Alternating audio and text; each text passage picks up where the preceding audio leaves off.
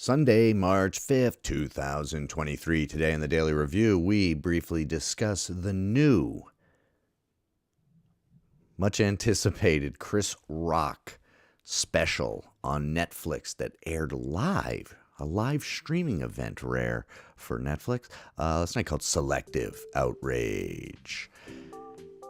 If you're way in the future and you don't know what's going on here, in 2022, during the Oscars, Chris Rock made a little fairly harmless joke about alopecia-ridden Jada Pinkett Smith.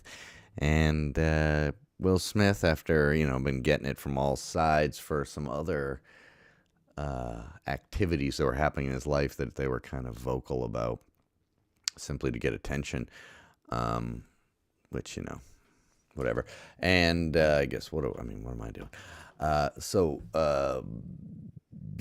He hit him, and it became this whole thing. And Chris Rock has essentially not really responded other than on tour, but this is the first live recording of it.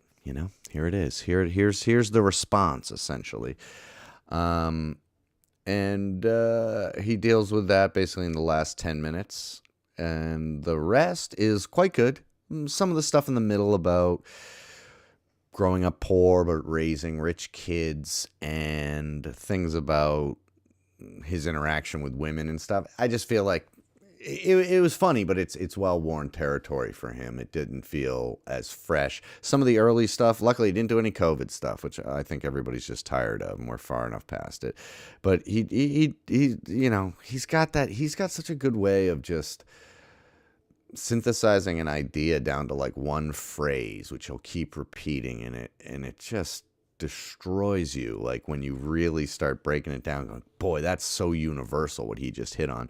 I like it, and I'm not going to spoil any of it, but he does make a thing that resonated well. He goes, we used to want love, and now we want likes.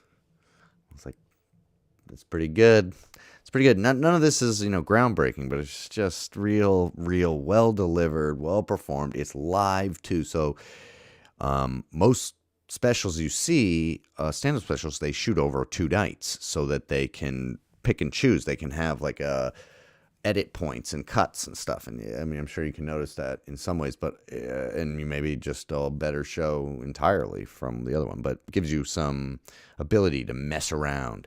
But this, he even makes a pretty big, he botches a punchline, and it was amazing to watch him recover from it. It was like, a high wire act, and the guy goes like, "Ooh, I'm fine," and you're like, good job, still works. I think the stuff about race and society, he just has like such an interesting perspective on it, and he's so friggin' smart with it. It was great, really funny. He does take on January 6th and the Kardashians. Even gets OJ in there, which is nice. I like making fun of OJ. It's fun. OJ's kind of like the most amazing story in American history, and kind of sums up everything I feel like about our country.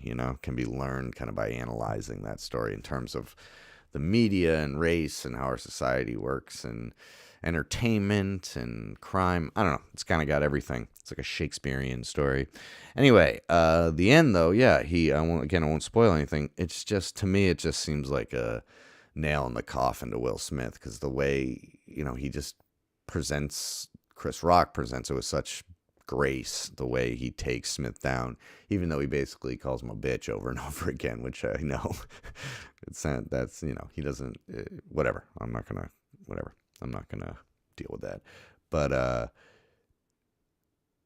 it's real good. He sets it up real well, and his end line is perfect. He gets a mic drop. You can tell he's getting emotional too, because he doesn't want this to be a thing. He's not like, yay, now I get to do a special where I have to deal with this. In fact, it probably handicapped him a great deal in terms of like, shit, I can't talk about this stuff too early. But near at the 40-minute mark, people are going to be like, all right, when are you going to talk about it?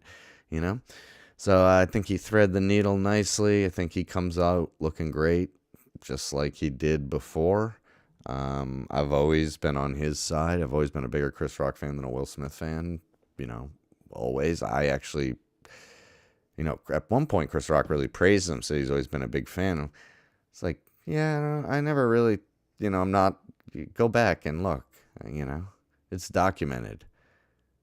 I liked him when he was on the Fresh Prince, and I was 10, and I liked Independence Day and the first Men in Black and stuff. And then when I like learned about acting and film and stuff, I was just like, And then anytime he did a more serious role, even from all the way back, 6 Degrees of Separation, all the way up, like any serious role, it always felt like he was trying so hard, and it didn't necessarily feel like a natural fit. But I have not seen Emancipation. I have seen Concussion and some of the other like pure dramas he's done, and I've always not been fully convinced. So I don't really like him. And I remember that he came out being like, "Why do rappers got to swear in their hip hop songs or whatever?" He's like, "I don't need to do that." But if you remember correctly, I had his first tape, and he had a song that was called "You Saw My Blinker, Bitch." And it's a misogynistic song about how women can't drive, and he gets into a fender bender and repeatedly calls a woman a bitch. It's and it's almost more insane because it's like sandwiched between these like poppier songs and stuff. It's like, ugh. So I don't know. Will Smith is just not. I don't know. Anyway, the only thing I didn't like about this Chris Rock special is that poster. Oh my God. That poster looks like it's from 1992. He looks like LeVar Burton, first of all, in that picture.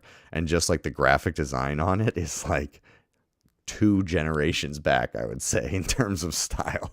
But other than that, fantastic live performance. Good job. I'm impressed. Like and subscribe if you like to subscribe.